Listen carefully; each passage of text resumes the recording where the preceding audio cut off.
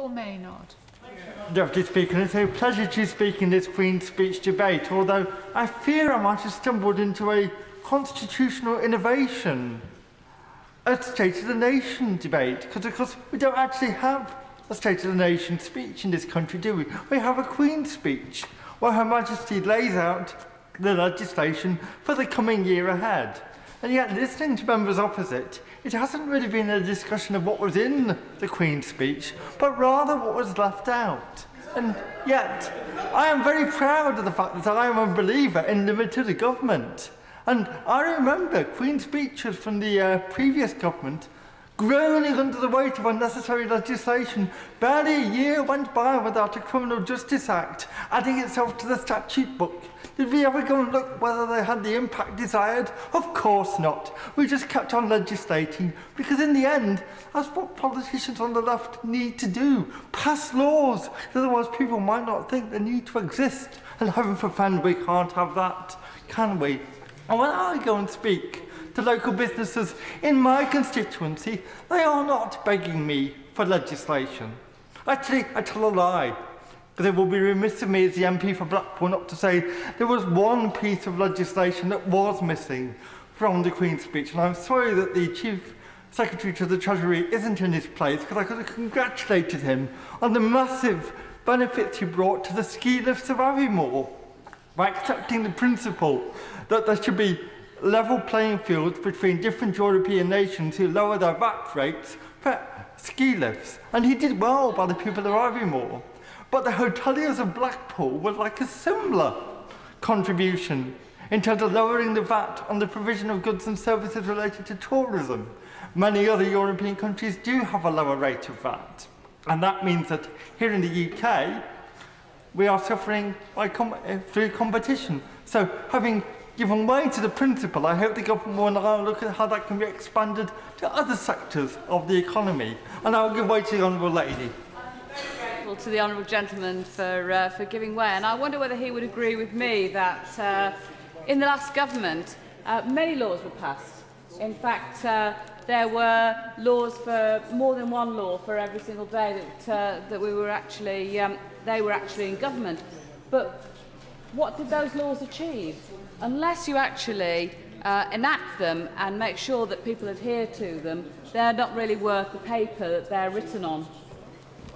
Lady, for that intervention, I think it's fair to say that my only surprise of the day so far is that no Labour Party MP has proposed a law stating that 2 + 2 should equal 5, since that would be the only way that they could actually get all their sums to add up for their policies to be introduced. But if you actually go and speak to many of my local firms, what they are asking for is actually better implementation of existing legislation.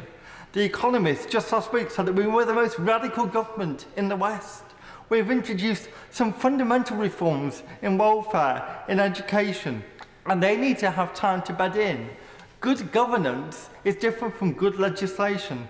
Public administration is about implementing what you pass, not moving on to the next big item just for the sake of giving yourself something to do.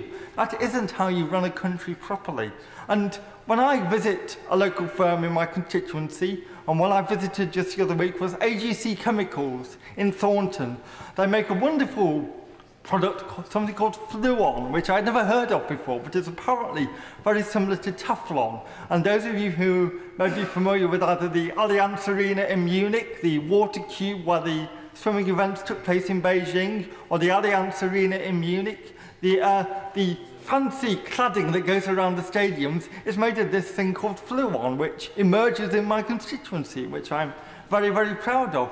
But what they were saying to me was that what they need is for our existing legislation to actually bear fruit.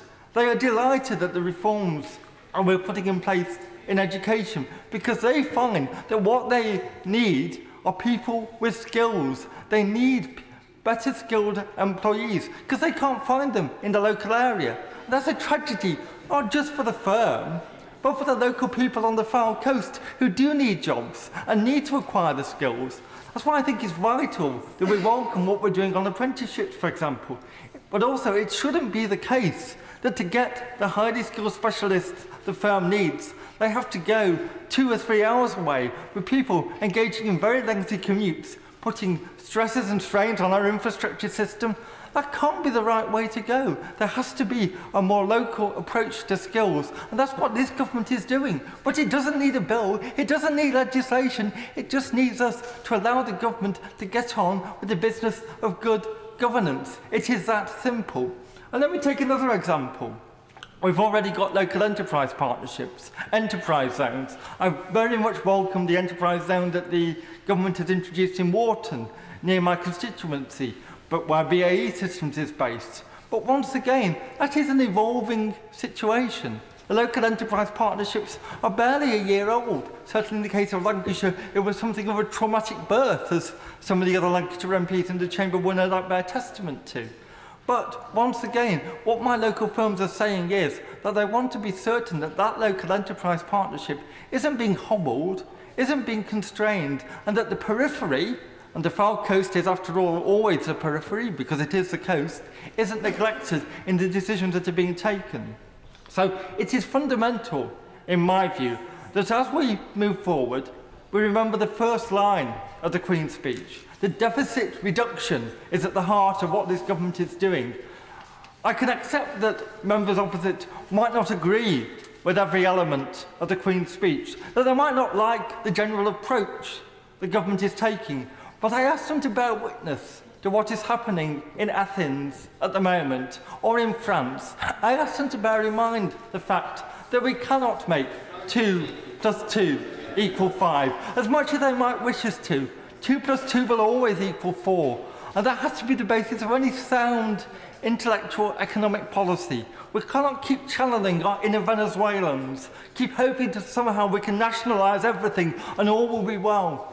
I realise it's a seductive message for politicians to offer, that somehow they can offer all the gain with none of the pain, particularly when they are desperate to win elections. But I will say this to the Labour Party opposite. The more that they go on in this manner, the more they will show that they haven't yet fully understood why they lost the last election. And I'm quite happy for them to continue in their ignorance. But they need to look within themselves that little bit more to fully understand why it was they were thrown out in 2010. I was there, I remember.